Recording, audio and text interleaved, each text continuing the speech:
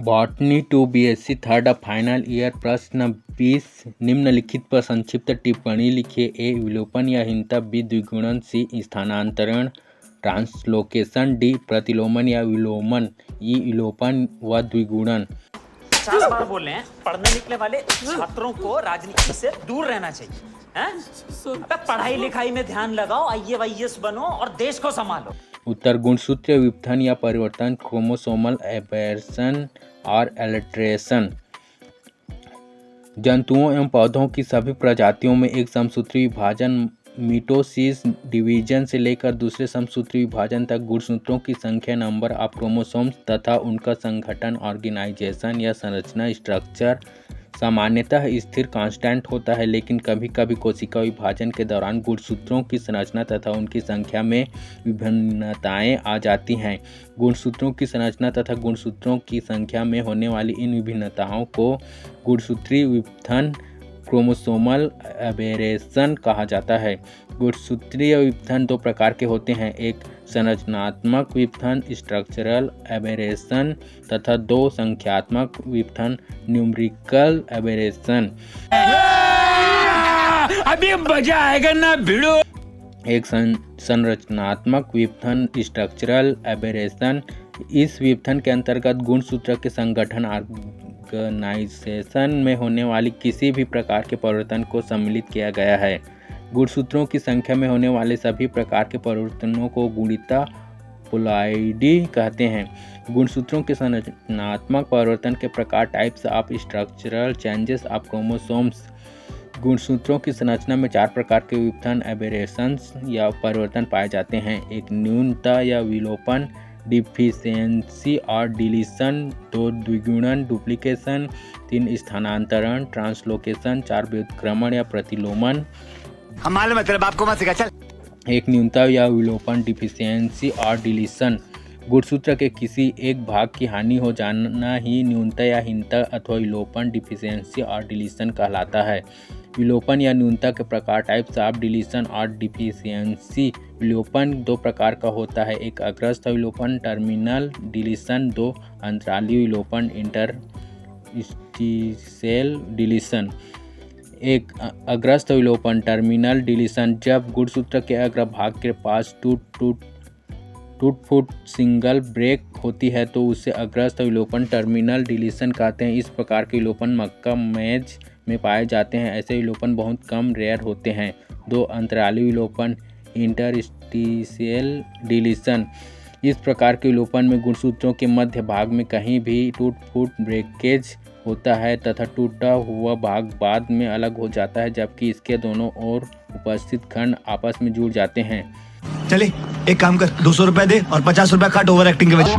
मान लो एक समजात गुणसूत्र में ABCDEFG एवं H कुल 8 खंड हैं। स्थूल पट्ट पैकेटिन अवस्था में इसके एक गुणसूत्र के C एवं D खंड लूप बना लेते हैं। बाद में टूट फूट ब्रेकेज के कारण यह लूप गुणसूत्र से कटकर बाहर हो जाता है तथा B एवं E खंड आपस में जुड़ जाते हैं, जिसके कारण एक ऐसा न्यून गुणसूत्र डिफिशियंसी क्रोमोसोम बनाता है जिसमें ABEFGH एवं H कुल 6 खंड ही शेष बचते हैं। कभी कभी लगता है कि आप उन्हीं भगवान हैं। दो द्विगुणन डुप्लीकेशन, जब एक गुणसूत्र में कभी एक विशेष भाग दो या अधिक बार उपस्थित होता है तो उसे द्विगुणन कहते हैं। दूसरे शब्दों में एक गुणसूत्र में उसी के एक भाग का दोबारा पाया जाना द्विगुणन कहलाता है। यदि दोनों समजात गुणसूत्रों होमोलॉगस क्रोमोसोम्स में से केवल एक गुणसूत्र पर ही द्विगुणन होता है, तब द्विगुणन में भी अर्धसूत्री विभाजन मियोसिस डिवीजन की स्थूल पट्ट पैकेटिन अवस्था में एक गुणसूत्र में लूप दिखाई देता है। कैसे कैसे लोग रहते हैं यार यहाँ पर। द्विगुणन के प्रकार, टाइप्स ऑफ डुप्लीकेशन, गुणसूत्र खंड के जुड़ने के तरीके के आधार पर द्विगुणन निम्न प्रकार का होता है। एक निकटवर्ती द्विगुणन टेंडम डुप्लीकेशन, इस प्रकार के द्विगुणन में गुणसूत्र खंड या जीन विन्यास सामान्य गुणसूत्र के जीन विन्यास के समान ही होता है तथा अतिरिक्त गुणसूत्र खंड गुणसूत्र के सामान्य भाग के पार्श्व में उसके तुरंत बाद स्थित होता है। उदाहरणार्थ, यदि किसी गुणसूत्र में गुणसूत्र खंडों या जीनों का क्रम ABCDEFG है, यदि इसमें C डी खंड का द्विगुणन या पुनरावृत्ति होती है तो गुणसूत्र में जीनों या खंडों का क्रम ABCDEFG हो जाएगा। हमारे यहाँ ऐसा ही होता है। 2 उत्क्रम निकटवर्ती द्विगुणन रिवर्स टैंडम डुप्लीकेशन। इस प्रकार के द्विगुणन में द्विगुणित गुणसूत्र में खंडों या जीनों का विन्यास सामान्य विन्यास के ठीक उल्टा होता है। उदाहरण ABCDEFG खंडयुक्त गुणसूत्रों में इस प्रकार का द्विगुणन होने पर गुणसूत्र खंडों या जीनों का क्रम ABCCBDEF हो जाएगा।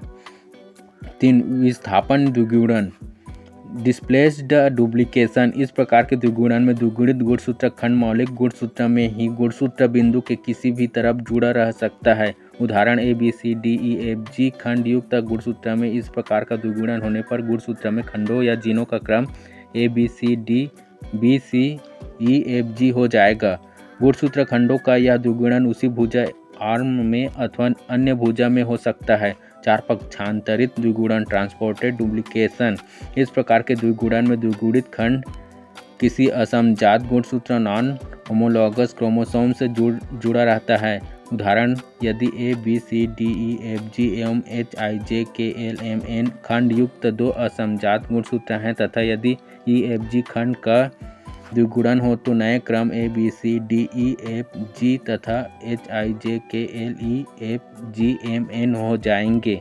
द्विगुणित खंड EFG का गुणसूत्र में कहीं भी जुड़ा हो सकता है। Hey, y'all, come look at this.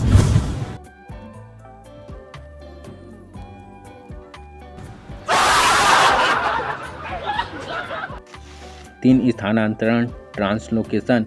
स्थानांतरण वह क्रिया है जिसमें गुणसूत्र का एक भाग उसी गुणसूत्र के दूसरे भाग अथवा दूसरे गुणसूत्र में स्थानांतरित हो जाता है। स्थानांतरण की यह प्रक्रिया प्रायः असमजात गुणसूत्रों नॉन होमोलोगस क्रोमोसोम्स के मध्य होती है। स्थानांतरण एक पार्श्विक यूनिलेटरल अथवा द्विपार्श्विक बाइलेटरल हो सकता है। स्थानांतरण के कारण स्थानांतरित गुणसूत्रों के आनुवंशिक संगठन में अंतर आ जाता है। इसी कारण गुणसूत्रों के अर्धसूत्री व्यवहार मियोटिक बिहेवियर में अंतर आ जाता है। गुणसूत्रों पर जीनों की स्थिति में परिवर्तन के कारण उनकी लक्षण प्रारूपी अभिव्यक्ति फिनोटाइपिक एक्सप्रेशन भी परिवर्तित हो जाती है। अरे कहना क्या चाहते हो?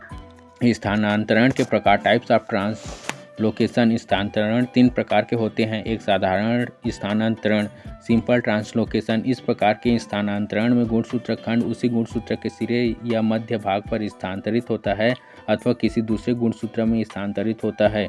2 पारस्परिक स्थानांतरण रेसिप्रोकल ट्रांसलोकेशन। इस प्रकार के स्थानांतरण में गुणसूत्र खंडों को आदान प्रदान या विनिमय एक्सचेंज 2 असमजात गुणसूत्रों नॉन होमोलोगस क्रोमोसोम्स के मध्य होता है। 3 विस्थापन शिफ्टिंग। इस प्रकार के स्थानांतरण में एक गुणसूत्र का खंड स्थानांतरित होकर उसी गुणसूत्र में अथवा असमजात गुणसूत्र में निवेशित इंजर्टेड हो जाता है। मस्त जोक मारा रे, ये हंस रे हलकट हंस।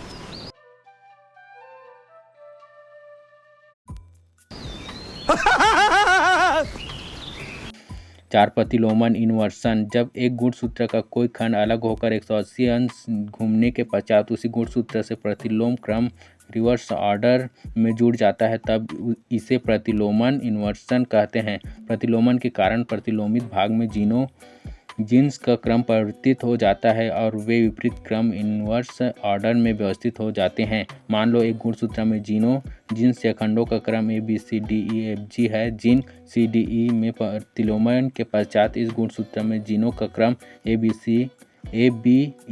ABEDCFG हो जाता है। इस प्रकार यहाँ पर जीन CDE के 180 अंश घूमने के कारण प्रतिलोमन हो गया है। क्या साबित करना चाहता है तू? क्या साबित करना चाहता है तू? प्रतिलोमन के प्रकार टाइप्स ऑफ इन्वर्सन। प्रतिलोमन 2 प्रकार का होता है। एक पराकेंद्रीय परासेंट्रिक, 2 परिकेंद्रीय पेरिसेंट्रिक। एक पराकेंद्रीय प्रतिलोमन परासेंट्रिक इन्वर्सन। ऐसा प्रतिलोमन जिसमें प्रतिलोमित खंड में सेंट्रोमियर का अभाव होता है उसे पराकेंद्रीय प्रतिलोमन कहते हैं। विषम युग्मजीय पराकेंद्रीय प्रतिलोमन हेटेरोजाइगस परासेंट्रिक इन्वर्सन में एकल जीन विनिमय सिंगल क्रॉसिंग ओवर होने पर एक क्रोमैटिड सेंट्रोमियर विहीन तथा दूसरा क्रोमेटिड 2 सेंट्रोमियर युक्त हो जाता है। उठा ले रे देवा, उठा ले रे बाबा।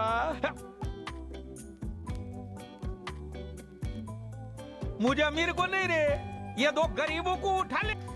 2 परिकेंद्रीय प्रतिलोमन पेरीसेंट्रिक इन्वर्सन ऐसा प्रतिलोमन जिसमें प्रतिलोमित खंड इन्वर्टेड सेगमेंट में सेंट्रोमियर उपस्थित रहता है उसे परिकेंद्रीय प्रतिलोमन कहते हैं। एक परिकेंद्रीय प्रतिलोमन में स्थूल पट्ट पैकेटिन अवस्था में दिखाई देने वाला गुणसूत्र विन्यास पर अकेंद्रीय प्रतिलोमन के समान ही होता है, परंतु जीन विनिमय के उत्पाद तथा अर्धसूत्री विभाजन के पश्चात प्राप्त अवस्थाओं में उपस्थित गुणसूत्र विन्यास पर अकेंद्रीय प्रतिलोमन के उत्पादों एवं अभिविन्यास से भिन्न होता है।